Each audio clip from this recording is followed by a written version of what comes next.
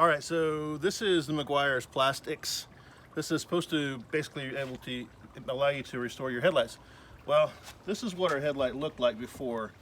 And what the packaging says is to put it on and then wipe it off, kind of like you would use wax. Well, what we kind of discovered by accident after this fell on the ground and cracked open, we just kind of slathered it all over the headlight, and then we started like scratching at it and stuff started coming off, almost like emulsifying.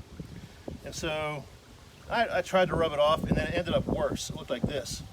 So what I found out is that if you put a small amount on your rag, you have to kind of work it, and you keep working it until you work it out. You want to work it completely out of the surface into the rag, right, like that. You're just going to do small areas, and I'm putting on a very small amount right here, right? If I do too much, it'll kind of dry and make it worse. But I want to work this completely out.